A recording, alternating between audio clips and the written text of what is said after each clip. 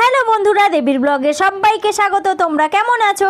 আর আমরা তো যাওয়ার জন্য একেবারে রেডি। আর তোমরা কি করছো? ও বাবা, দেখো তো নখটা আমার ব্যথা করছে কেন? এসো না, এখন আর নখ দেখতে হবে না, তাড়াতাড়ি চল। আমরা চারজন অটোতে বসে গেছি মামা বাড়ি যাওয়ার জন্য, একেবারে রেডি। অটো থেকে নেমে একটু হেঁটে যাব, তারপরে আবার বাসে যেতে হবে আমাদের। এখানে আমি ছেড়ে পেছনে যাচ্ছি, পুকুর বাবা সামনে যাচ্ছে। আর এখানে দেখতে পাচ্ছ বাসটা কিন্তু পুরোটাই খালি, আমরা কয়েকজন বসে আছি মাত্র। বন্ধুরা, তোমাদের দাদাভাই কিন্তু ক্যামেরার সামনে আসতে একেবারেই পছন্দ করে না। এবার আমরা গাঙ্গুলি বাগানে পৌঁছে গেলাম। ছোট মামা স্কুটিতে করে বাচ্চাদের নিয়ে যাওয়ার জন্য একেবারে রেডি, আর আমরা দুজনে হেঁটে হেঁটে যাচ্ছি। মামার বাড়ি যাচ্ছি, মিষ্টি নেবো না তা কি করে হয়, চলো মিষ্টি নিই। তোমাদের দাদাভাই বলছে মিষ্টিটা মনে হয় কম হয়ে গেল। এই ফ্ল্যাটটা দেখতে পাচ্ছ, চারতলায় মামাদের ফ্ল্যাট। আমি আর তোমাদের দাদাভাই ভেতরে চলে আসলাম, দেখি ওরা কি করছে। এসে দেখতে পাচ্ছি সবাই কাজে ব্যস্ত আছে। বন্ধুরা, তোমরা এখানে দেখতে পাচ্ছ পুজো কিন্তু শুরু হয়ে গেছে। তোমরা নিশ্চয়ই বুঝতে পারছো না এটা কি পুজো। সেদিন ছিল রাস পূর্ণিমা, তাই পুজো হচ্ছে এখানে। পুজোয় বসে গেছে রূপা, ছোট মামার একমাত্র মেয়ে। পাশে আছে ছোট মামি। ছোট মামি একটু ঘুরে তাকাও, বন্ধুদের তো একবার দেখাতে হবে।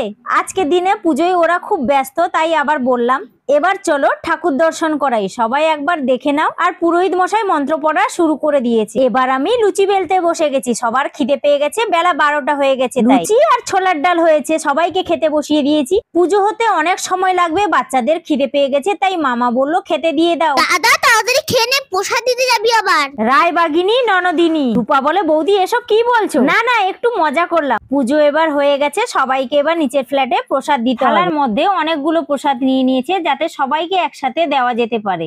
প্রসাদ দেওয়া শেষ, তারপরে দুপুরের খাওয়া রেডি। মা, আমি কিন্তু সবার আগে খেতে বসে গেছি, আমার খুব খিদে পাচ্ছে। হ্যাঁ সোনা, তোমরা আগে খাও, আমরা পরে খাবো, কোনো ব্যাপার না। আর আমার পুকু ওখানে গিয়ে কিন্তু একটা বন্ধু পেয়ে গেছে, সারাক্ষণ বন্ধুর সঙ্গে খেলছে। সবাই কিভাবে ব্যস্ত। কি রে তোরা, একটু তাকা এদিকে।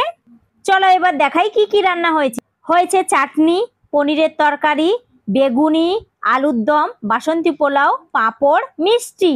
ছোটদের খাওয়া শেষ, এবার বড়রা সবাই একসাথে মিলে বসেছে। পাশের ঘরে দিদা বসে দেখছে। দিদা তো এইসব খাবে না, দিদার শরীরটা খারাপ, তাই এইসব রান্না কিন্তু বাড়িতে হয়নি, বাইরে ক্যাটারিং এর লোক রান্না করে দিয়ে গেছে। কারণ পুজো শেষ হতে 1:30টা বেজে গেছিল, রান্না হবে কখন তাই। তারপর সন্ধ্যে 6টার সময় নারায়ণ নিতে এসে গেছে ঠাকুর মশাই। দিয়ে ঠাকুর মশাই সবকিছু গুছিয়ে নিয়ে চলে গেলেন। মা, এবার কি আমাদের বাড়ি চলে যেতে হবে? হ্যাঁ সোনা, এই তো খাওয়া হয়ে গেলেই বাড়ি চলে যাব। চলো রেডি হয়ে গেছি, এবার বাড়ি যাই, টাটা। মজার ব্যাপারটা হচ্ছে এখানে কিন্তু কেউই জানতো না আমি ভিডিও বানাচ্ছি, তাই এত দাঁত বের করাচ্ছি। সবাইকে বলার পরে তখন ওরা সবাই জানতে পারলো। অনেকটা দেরি হয়ে গেছে, রাত 10টা বাজে, তাড়াতাড়ি চলে যেতে হবে, না হলে বাস পাবো না। আমি বললো দেবী আবার আসবে, পুকু বললো হ্যাঁ হ্যাঁ আবার আসবো, টাটা। সোনা সিঁড়িতে নামবি কিন্তু আস্তে আস্তে। আমরা এবার নিচে এসে গেছি, নিচ থেকে দেখাই ওই ওপরের তলাটা, ছোট মামাদের ফ্ল্যাট। ভাবলাম তোমাদের যাওয়ার সময় একটু দেখাই।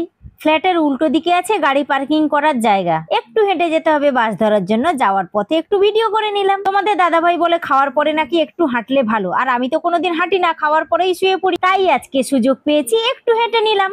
এবার বাস ধরার জন্য বাস স্টপে দাঁড়িয়ে আছি, সবাই অনেকক্ষণ দাঁড়িয়ে আছি, বাস আর আসে না। তার উপরে মামি অনেক কিছুই দিয়ে দিয়েছে। বন্ধুরা, পাটুলির বিশ্ব বাংলা দেখে নাও তোমরা, বেশি কিছু তো দেখাতে পারলাম না, অটো ছেড়ে দিয়েছে তাই। বন্ধুরা, আমাদের ভিডিও তোমাদের ভালো লাগে তো তাহলে অবশ্যই কমেন্ট করে যাবে। আর কারা কোথা থেকে দেখছো ভিডিওটা জানাতে ভুলো না কিন্তু।